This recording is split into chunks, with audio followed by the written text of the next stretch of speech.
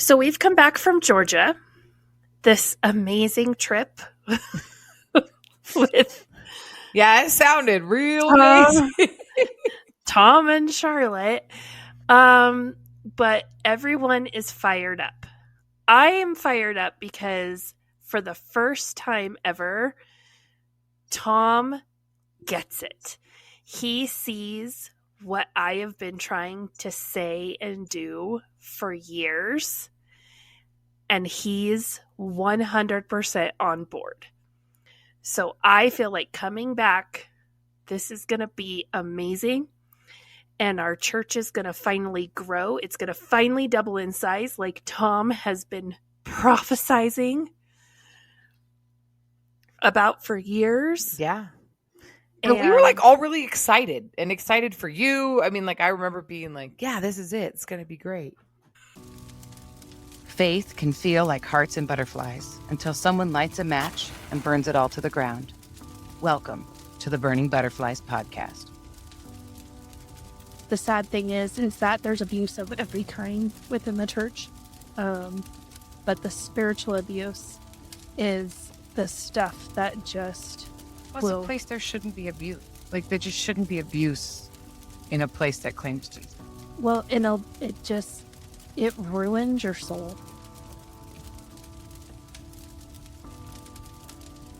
If you're new here, we suggest listening to our prologue episode first. This is the story of two women's journey through toxic church culture and spiritual abuse, all while finding healing in the end. Sometimes it's just the facts, and if you get offended by it, that's a you issue. And if we can't be mature enough to have these conversations, even if some of the topics are difficult, then shame on us.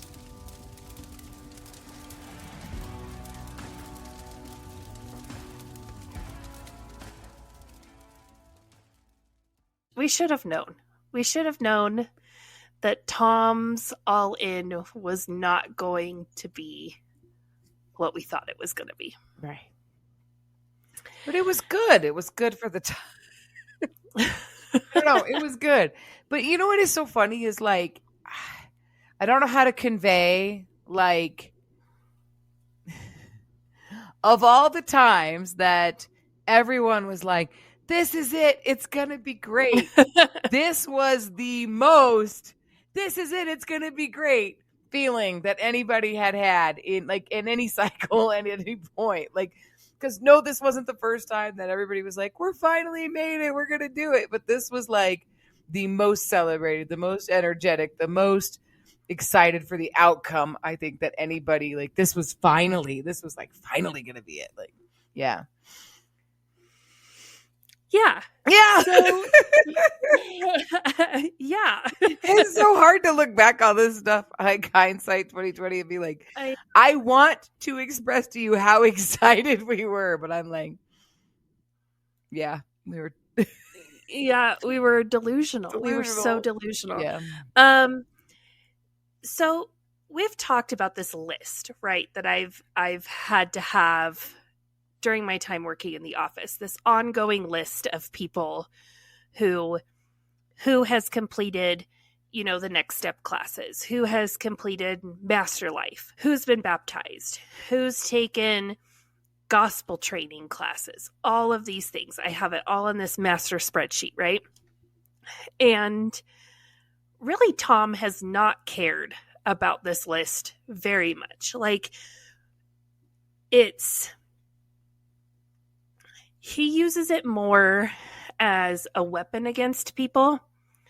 So up till this point, the only time he looks at the list is if someone is not towing the line, someone's made him mad, or someone is asking for something and he's looking for a reason to say no. Yeah, I feel like Charlotte used this list more than 100%. Up to this point, yeah, yes. up to this point. Yeah. I feel like I was definitely a women's ministry thing. Like, yeah. So Tom would only look at this list in those certain circumstances. And so he would pull the list out and he would be like, oh, well, this person's mad. Well, they haven't even completed all the next step classes. So see, they don't even understand what we're trying to do here. Or, you know, you want to lead this Bible study? You haven't even completed Master Life. So how am I supposed to let you do something if you haven't completed Master Life? Charlotte, like you said, would use it like she used it against all women. And she based her opinion of you off of how many little check marks you had on that spreadsheet. And I found out later, because I always thought it was Barbara Jean, because Barbara Jean is notorious for going into documents and messing them up, or she had deleted stuff at one point off of the shared drive in the office on accident, and like it was a whole situation. Poor right? thing. She was really like, I just thought I was deleting it off of my end. Yeah, and it was like a shared thing for everybody. Yeah, she would like delete documents, and working on the books, she would like transpose numbers and all of this stuff, right? So I always thought it was Barbara Jean going in and messing with this document. So I started saving a copy of it on a jump drive, and then I would go in and I would replace what was on the shared drive with my original document that I would have on a jump drive, right? So I discovered that there were people like you, like me, that we've talked about, your little check marks would get erased. And so I never completed anything, apparently. There was a handful of people who would get so mad at me about, I did this and you don't, why do you not say I did this? I did this. Yeah. And so I would look, and on my document, on my jump drive, those check marks would be there. But the one on the shared drive, those check marks would disappear. Yeah. And it was a handful of people.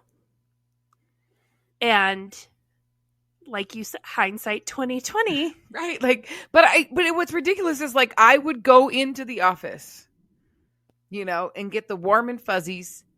Hey, just happened to notice. Because I'd be at a meeting or something, and they'd be like, no, I took all that, you know, and Charlotte would be like, oh yeah, I don't know what happened. And she'd mark it, she'd be like, we'll get it taken care of. And then the next time I would have no check marks. Yeah. And it'd be like, because Charlotte would. She'd print the list and she would take it to meetings with her. Yeah. Yeah. And I would be like, okay. And I would be like, starting from like the first 6 months that I attended this church, I went to this, and I'd be like, remember the church did this, and I went to it, and I signed up, and I drove all the way to Denver, and I took this class, and I did this, and I took this class, and I went here, and I took this. Yeah. Like, and then never, and I never ever was on the list. All my check marks would just disappear all the time. And you know what really makes me like boggles my mind, okay, is like Froggy would say he did all this stuff. And like I believed it, but he never did anything while we were married. Yeah. So I wonder now where I'm like, did they just mark his boxes? And even he believed the delusion. You're good, son. You did it. You're good. You did it. Yeah. Because I'm like, were you like so active? Like he had to have been so active at the church every day, taking these classes, doing all these Bible studies and all this stuff. But that doesn't match the who he is as a person story or him as a person. Like, and then like, I mean, I don't know. Did he attend church that regularly for that long? No. You know, because I'm like, now that I like, when I put doing this timeline and I put the pieces together, I'm like, his attendance and his participation was so sporadic that I'm like, what did it's the whole family is delusional. Yeah. No, 100%. And what the heck? so just like Charlotte would delete boxes from people, she would add them on certain people too. And so there would be people that she would be really trying to push to do something. And all of a sudden they would have this box checked. And I'm like, they've never done this. Like, oh yeah, they had that to class in 6 months. How did they get it all of a sudden? Yeah, exactly. We haven't done that class since they've been at the church. How did they get that box checked? Oh, I'm sure they've done it. No, they haven't. We haven't offered that class since they started coming. And so that's how Charlotte would use the list, right? Well, we come back from Georgia, and now all of a sudden Tom is all in because he sees how important your messaging is, right? And I always thought it would, like, it bewildered me at the moment of how could someone who gets up and delivers a message every single Sunday, who prepares a sermon, not understand how important messaging is. Yeah. Like, and it just would like, I don't know. I would just be so confused. Well, duh. He wasn't preparing them. He was reading from a script. I think for the first time coming back from this conference, he saw how important messaging was. And he saw how important things like social media and actually connecting with people was. So like I shared in last week's episode, he found this pastor that he really liked what this pastor was talking about. And so he asked this guy to mentor him, which is huge for Tom to ask, right? So this guy is messaging him like on a every 3 day basis. And they're messaging back and forth. So Tom is texting really for the first time, like really truly texting, not just like, someone sends him a text and he answers like a yes or no question or something like that. That's typically how he was texting before. Now he's sending pages of text conversation with this pastor, and they're talking about their messaging. So Tom is all in. He's going to connect with the people, and he's excited about this because this pastor has taught him you can connect with people and not actually have to talk to them. You can make a video and put a video out there, and your entire church body will watch it, and they all feel like my pastor made this video for me, and he's talking directly to me. And so you can say stuff that you want to have one-on-one coffee dates with people and have these conversations, and you decide that I don't like people that much. I don't want to have coffee with people. I don't want to talk to them face to face. I can use the power of the internet and messaging, and I can connect with people so they feel like they know me, and I don't actually have to see them and talk to them. And so Tom is very excited about this. So him and I sit in his office and we're spitballing ideas and all of this. And two things are born from these meetings with me and Tom. So I am trying to talk him into doing, now we would call it a podcast. Is like, that's what we would call it now, a video podcast, right? I was trying to talk him into doing these video series, taking what he talked about on a Sunday morning and just extending it, right? And talking more life application and stuff like that. Anything that he couldn't fit into his sermon, he would make these videos. Yeah, like the going deeper, because what came out with Pastor Young Gun being there was that, Tom is this like surface level Yes. topics, seeker friendly Sunday church service. And then when Young Gun comes up and he is going verse by verse, going deep into the history and the theology of the scriptures, and so now Tom is like, well, I can do that, but I have to be seeker friendly on Sundays, but I can do it in these videos. Yes. And I'm going to go deep. Yes, I'm going to go deep. We even talked about what his set would look like. And we would build a set in one of the classrooms that we built that's just sitting empty.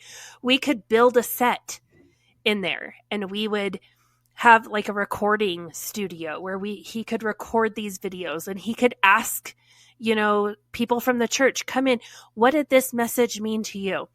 And so like we had come up with all of this.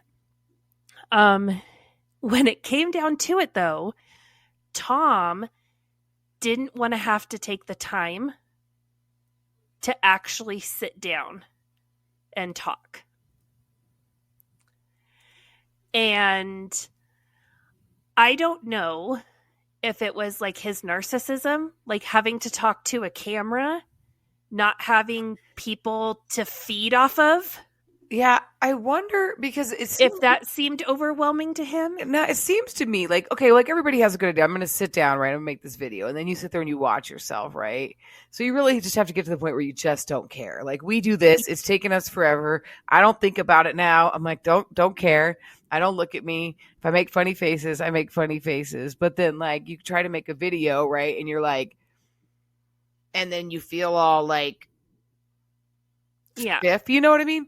So like, and because I've seen some of the videos that he has put out some videos. And so to me, it seemed like that was not as much of the issue as maybe it was actually talking about a sermon that you really only had, like, that you have to talk more about. Like, yeah, maybe the going deep part was difficult. Like, how do you take, when you print your sermon notes and you give an hour-long sermon and you've been doing this for so long, but then now you have to talk about it more and go deeper into it, and you don't have a script for that. Yeah, you can't. So you have to think for yourself and make stuff up. Yeah. So I wonder if it was like the content creation. Yeah, I don't know if it was doing content it all creation at once a week. So like, it just wasn't. We never actually got to the point of filming these videos that him and I discussed and planned out and all of this. We never got there. We bought the stuff out. That was during COVID. Oh. He made videos because he had to. Okay. And so I say, yeah, that's weird, because I'm like, I remember him sending out a few videos and then it just fizzled off. But that's what a lot of things did. He would get excited about something. It's almost like that, the dopamine rush, and this is going to be great, but then actually executing it week after week after week, this isn't really what I want to be doing. And this is actually where he gets that, like, because, I mean, COVID is approaching. We don't know this during this timeline, right? But like now we know this, right? We're coming up into the fall of 2019, end of summer, beginning of fall, right? And so that's kind of where he gets all of that scaffolding for what he did during COVID. He gets it from this time because him and I are having hours long meetings, like seriously all day long, my entire day. I'm not doing my actual job. I'm sitting in his office and we're planning out how these videos are going to work. Yeah. We bought stuff. Him and I went to Home Depot together and bought stuff to build a set. And we were going to have the old men of the church, when they're done building the sheds out back, I don't know. Yeah, they're going to come in and they're going to build. Never a set. happened because that time never came, or was it like? Well, so was it when just, it came, I feel like it was just too much effort. You know what I mean? Yeah. So when it came down to it, and we were ready to move forward, Tom comes to me, and he's like, well, have you ever heard of a blog? And I was like, yeah, I've heard of a blog. Like, and he goes, I think I'm going to start a blog. Instead of doing these videos, I'm going to do a blog. And so I tried to talk him out of it because I'm trying to like get him convinced that like That's going we backwards. went to Georgia. Yeah, like we learned about innovation and the importance of like face-to-face communication. And like one of the things that they taught at this conference was that like the younger generations get the same emotional connection from watching someone talk into a camera that the older generations get from face-to-face conversation. And so that's why things like YouTube and TikTok and Snapchat, these things are rising during this time because they're getting the same emotional fulfillment from it. And so I'm like writing a blog, and he's like, I don't know. I don't have enough time. I'm so busy as young gun left, and I've had to take on all of this myself. I'm the only pastor who's doing X, Y, and Z, Pastor Overliable. He helps where he can, but I mean, I'm kind of a one-man show here sometimes, and I just don't have the time to do all these videos that you're wanting to do. Okay. Like, so let's pivot then. How can we take what we've established? We have spent weeks planning videos. I have a meeting with the head old man who's going to help me build this set like in 2 days. So now I guess I'm going to call him and be like, just kidding. Psych, never mind. So, okay, you want to do a blog? Like, let's talk about that. What do you think that looks like? So he comes up with 10 blog posts based off of the first few videos we were going to do. And these blog posts are not long at all. Like our videos were going to be 5 to 10 minutes long, once a week videos, right? He is writing maybe a page worth of content in a blog. And half of that page is Bible verses. So really, he's writing an introduction, saying maybe a paragraph about what his main point is, have 4 or 5 Bible verses to reiterate his point, and then a small paragraph of a conclusion. And that's his blog post. And so he is going to post every single week. Every week on a certain day, his blog post is going to go up. And he stands on stage and he tells everyone that he is going to do this for a full year. And after a year, we are going to print his blog posts in a book form as a devotional. And so everyone does Jesus Calling. Everyone has their devotionals, daily bread devotionals, all of these things. We will now have a Tom's devotional that Tom wrote. Because it was easier to write one devotional a week than to make a video that you actually had to do work on and care about to do. So him and I sit down and we plan out the first 10 blog posts. Okay. Together. I had input. Would you like to venture a guess as to how many blog posts he actually made over the course of a year? 10. He made the 10. The first 10. Okay. That we had written together. He did get through the first 10. Okay. But we wrote them together. That man never wrote an actual blog post on his own. No, and I think that's what the like the man never wrote a sermon on his own. No. So why would you think that none of this is nothing of this now, knowing now, no duh. You're a fake pastor. You you're fake. You just fake. Like, that's all there is to it. It's fake. You don't do any of the work. You don't really care. It's silly. It's really silly. So no, it doesn't surprise me that you couldn't make videos. And no, it doesn't surprise me that you couldn't do blog posts on your own. But I think he was shocked as to how much I knew. Yeah. Like, how much biblical knowledge I had. Yeah. And how in depth my faith was. Right. Like, he seemed genuinely surprised as we were writing these blog posts of like, oh, that's a great point. And he would write it down. Yeah. And he seemed like so shocked. And I don't know if it's because it was me and he just had written me off, or if it was the fact that I was a woman and like No, just a woman in general. He had written you off. Like, it's because he's grown so accustomed to cheating that, like, to sit down and have an original thought, and he's probably like, where are you getting all these answers? Like, you're not on your phone. Like, no, these are like in within me. Like, I have these answers. Like, I've studied. I know what I'm talking about. Like, you're far more qualified to be a pastor than he is.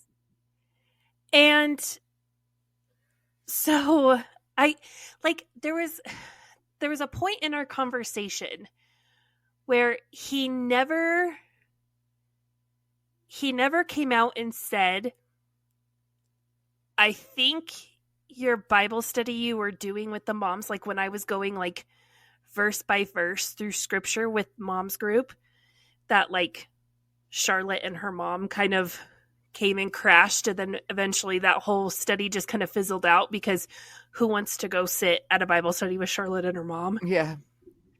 And so like, but he never came out and actually said it, but it like almost his attitude towards me and like reading between the lines of the little things he would say, it was almost that he was telling me like, oh, that little Bible study you did, you were probably actually teaching the girls something.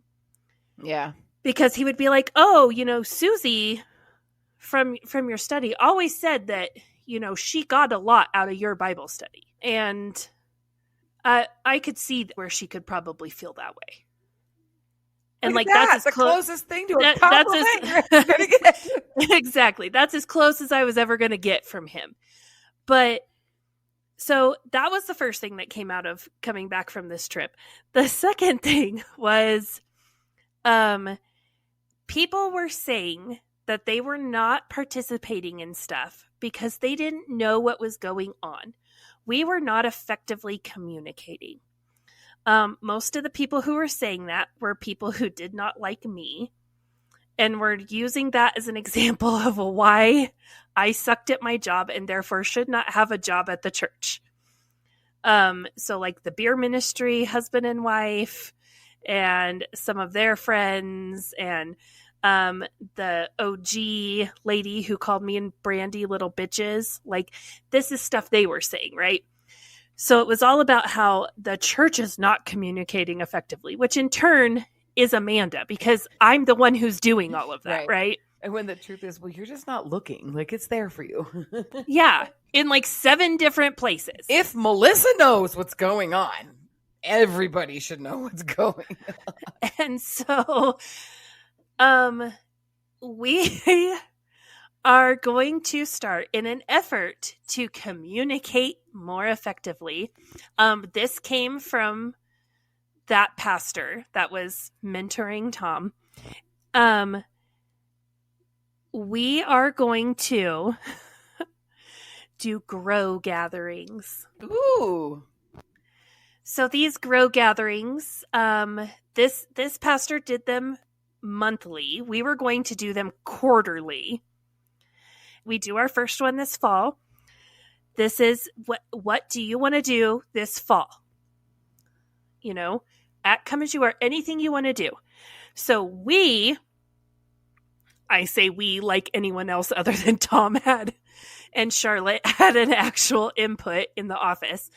But on a Tuesday, when we would have, our staff prayer, and then we all sat down and we talked about what are we doing as a church. So Tom was like, we're doing master life groups.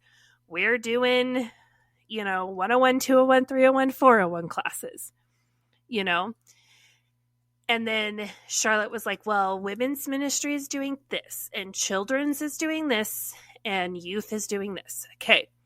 Then we took it to the leadership meeting, because we had those once a month.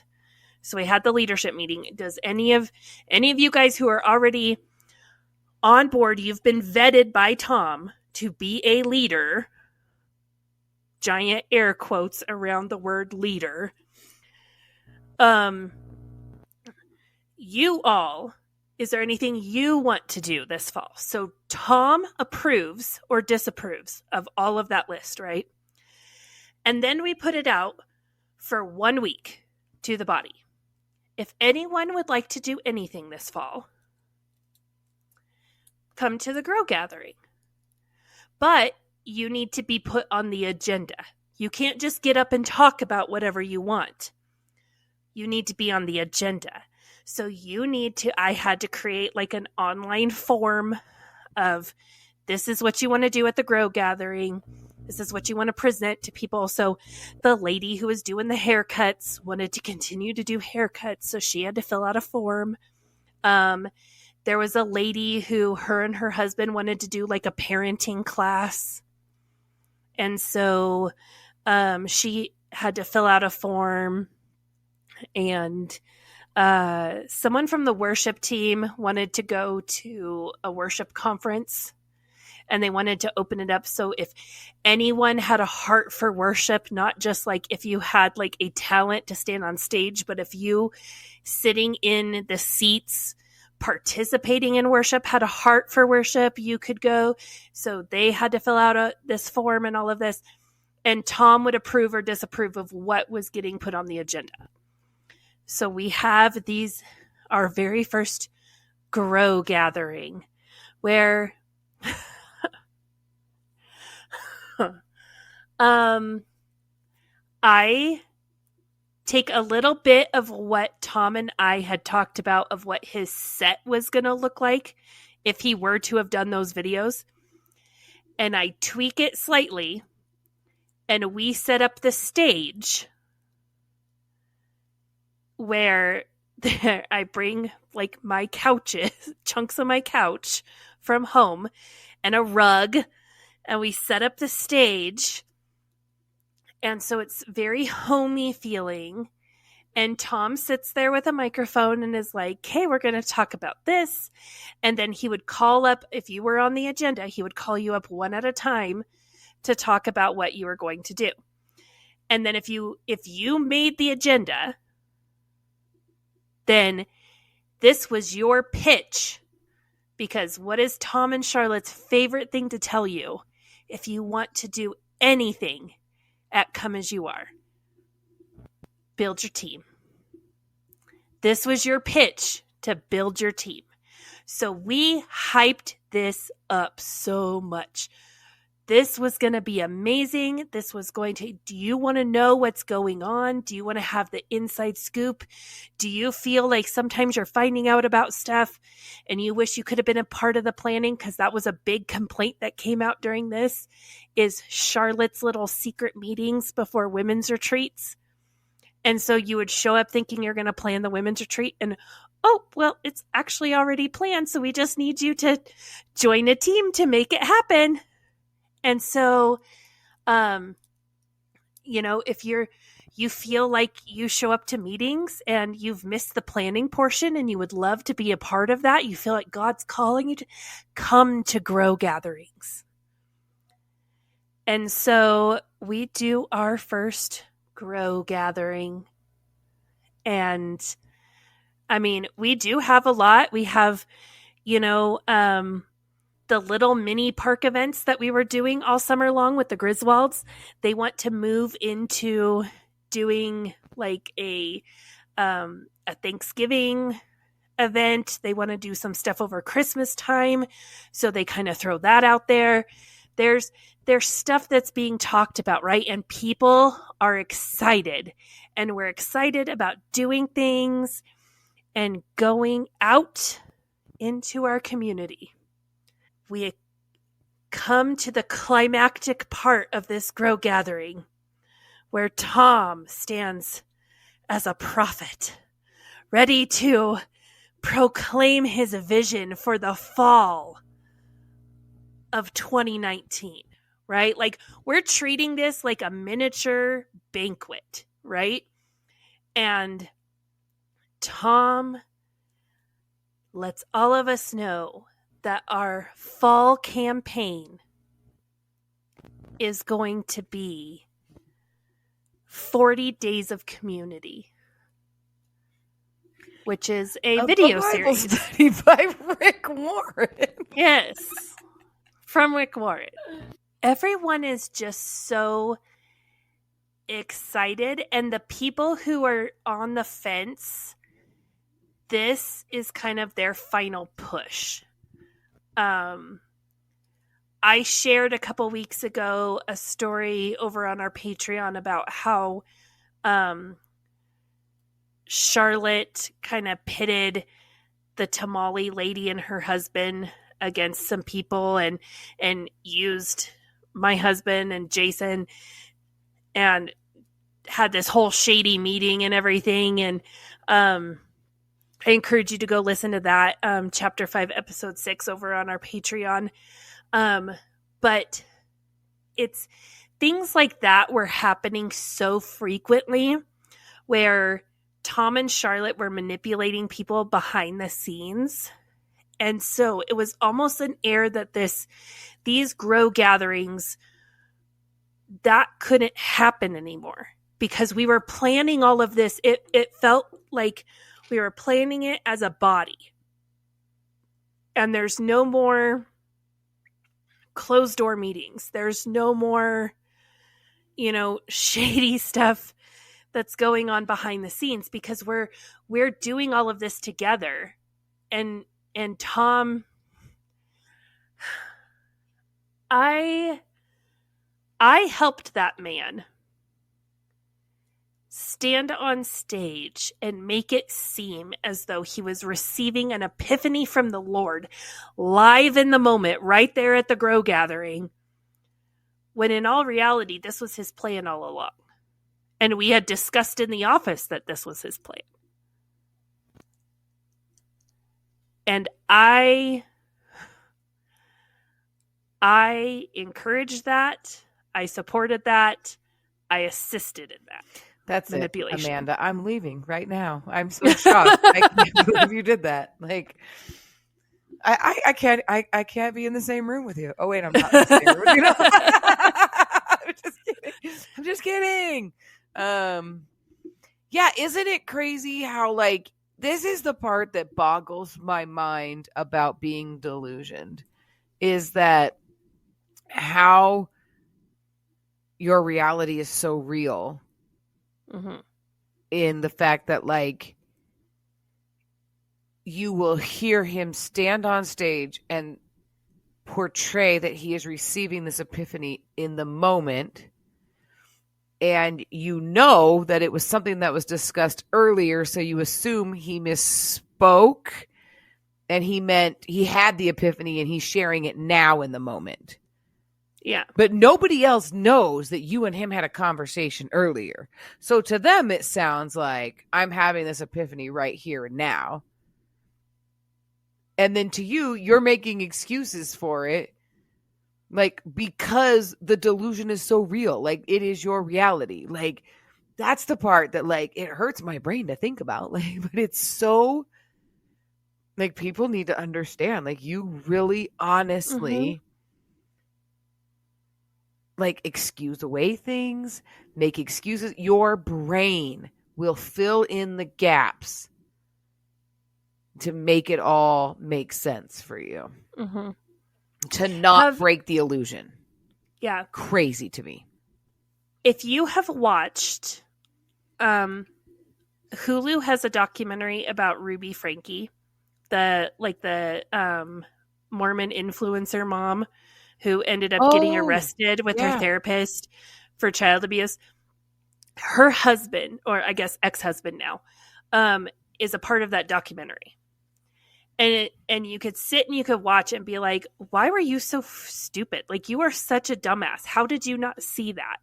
How, like, I feel like that man. Yeah. Like, making this podcast, I feel like that man. Yeah, I feel that way too. I'm going to go watch it now because I haven't seen it, but I'm like, no, I understand. Because you do. You sit there and you're like, how was I that stupid?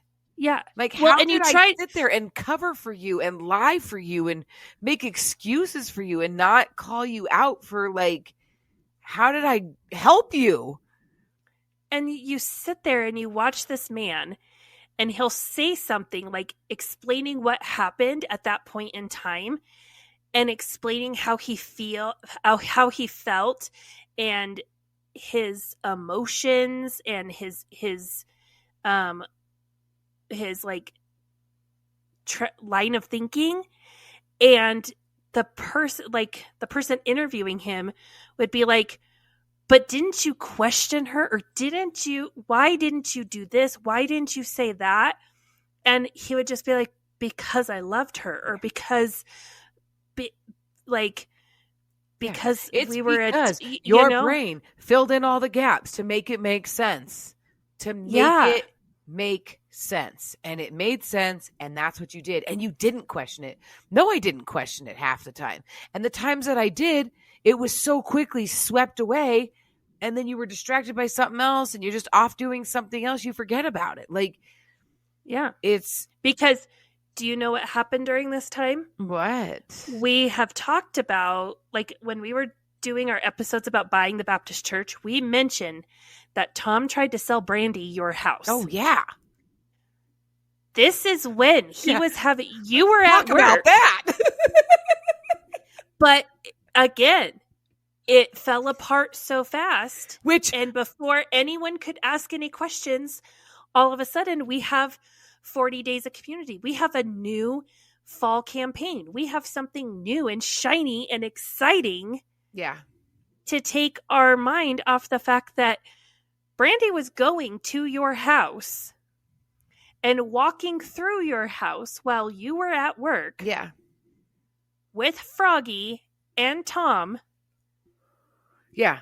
This is the point where Tom has okay, so he was stuck on the solution for Froggy was that he needed his own house. And I needed to live with him because he lives that way with you me. Couldn't kick him out. Yeah, because you could never kick him out if it was Froggy's house. Even though you're like welcomed into my home, like I welcomed you into my home, like, and you know, which I never understood. You were the ruler, like, and we're not going to address the fact that he's a tyrant and an abuser, right? And we did everything that you wanted to do whenever you wanted to do it. Nobody did anything you didn't want us to do. Like, you were the king of the castle. Where the fact that Froggy is abusive towards his entire family all stems from the fact that his name is not on the deed to the house. And if we could just get him that, he will magically not want to abuse you anymore. Yeah, maybe. I don't know. I don't know. Because, I mean, like, seriously, like, because the problem isn't his behavior. The problem is that I can kick him out.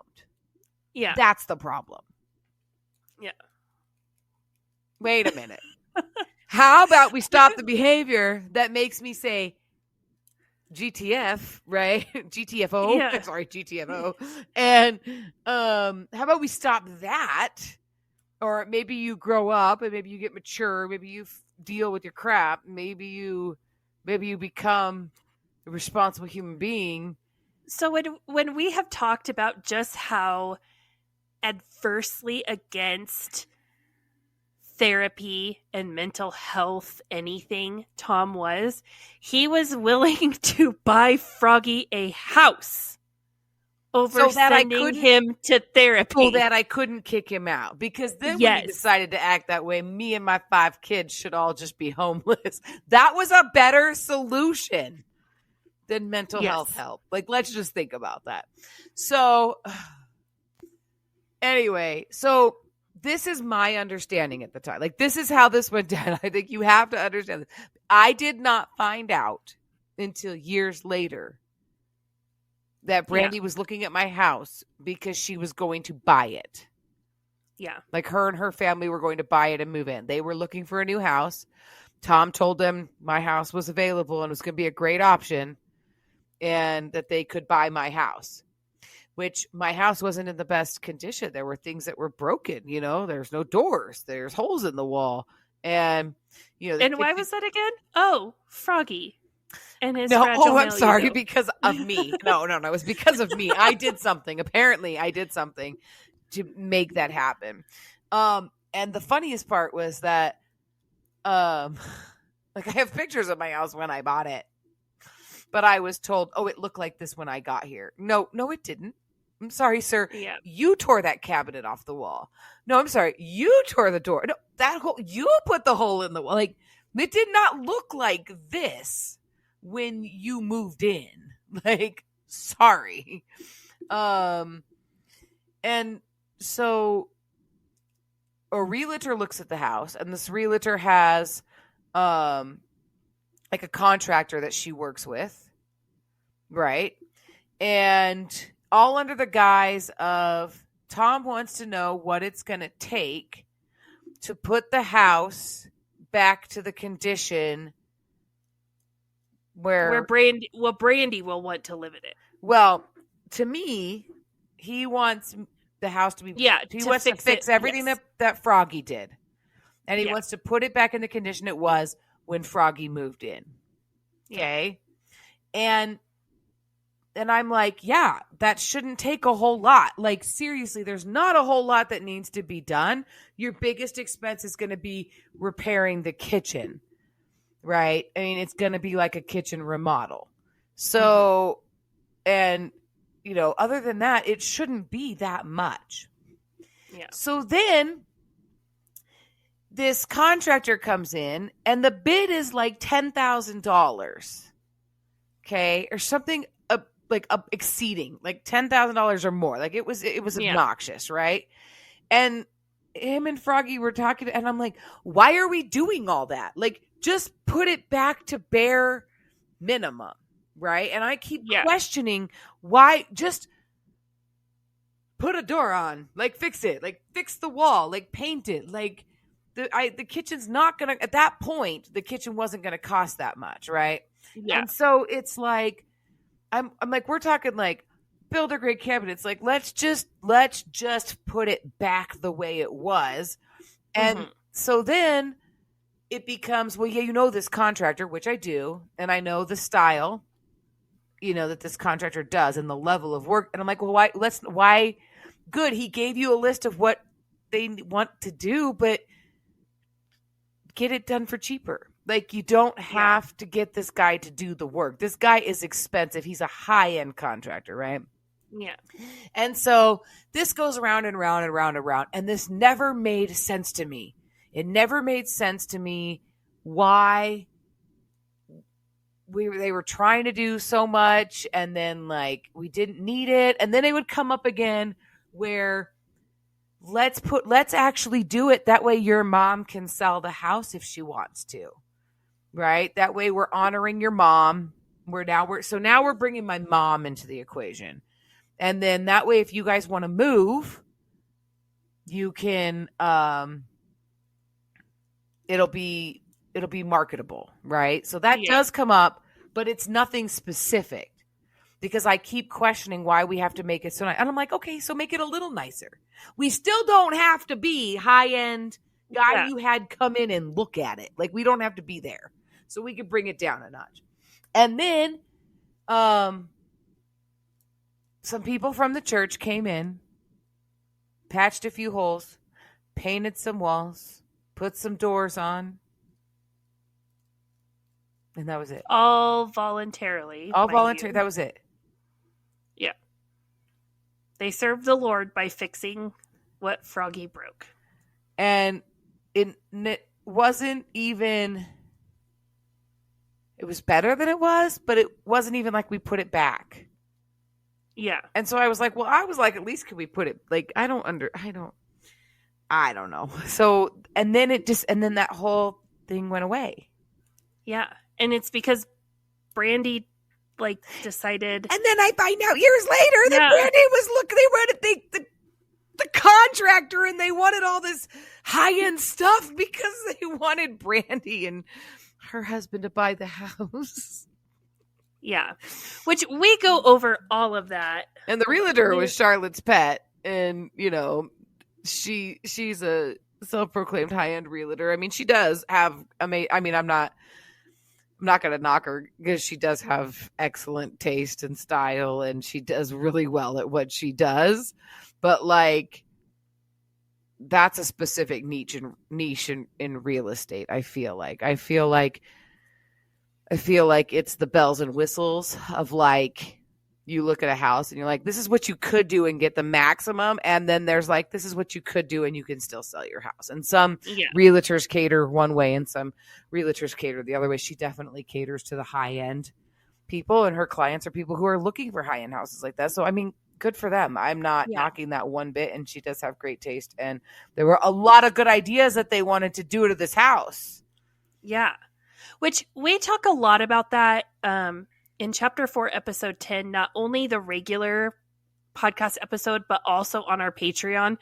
We go really deep into that about how Tom was really trying to get Brandy years buy your house. Later, yes. Brandy mentions, remember when I was going to buy your house? And I'm like, no, what? And I thought I just laughed, totally missed what she said, and was just like, ha ha, you're funny. She goes, no, remember I always said I was going to come and live in your basement? I'm like, yeah. She goes, we looked at your house to buy it. Yeah. My house is never for sale. So Tom did all of that. Brandy was going over to your house. You were doing Run the Race VBS in the morning, being our MC, and then you would leave and go to work, and Brandy would go over and look at your house with Tom and Froggy. Yeah. And so this is the point in time where your house is actually getting fixed. Yeah. Yeah. Yes. Because you know what just dawned on me just now? I don't know what ever happened to the building materials that we bought to build the set.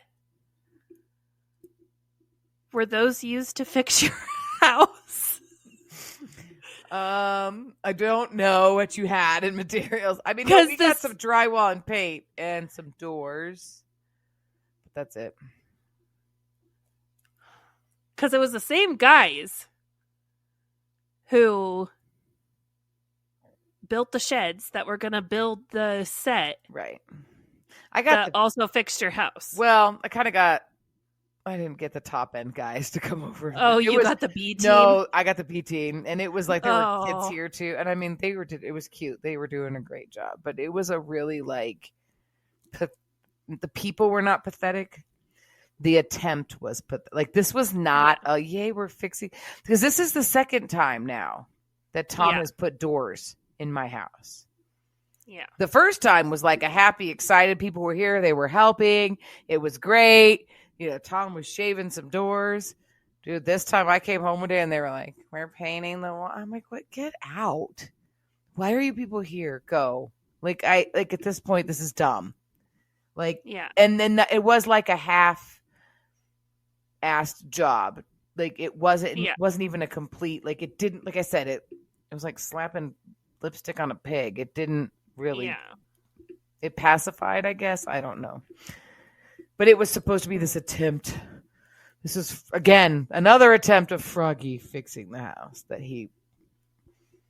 I don't know. That's interesting. Yeah, it was really, it was a really interesting time. But yeah, so all of this goes on, and then we never hear about Brandy buying your house ever again. No. Because we have the fall campaign. Yeah. To be so excited about. Now we're going to be in community. 40 days of community. Burning Butterflies is a listener-supported podcast. Today's episode is brought to you by our amazing supporters on Patreon. Follow the link in our show notes to learn how you can become a Patreon supporter too. Supporters get exclusive access to bonus content each month, including outtakes, cut content, and supporter-only episodes. If you've enjoyed this episode, please leave us a rating on your listening platform. Burning Butterflies is a production of Asha Media. Thank you for listening.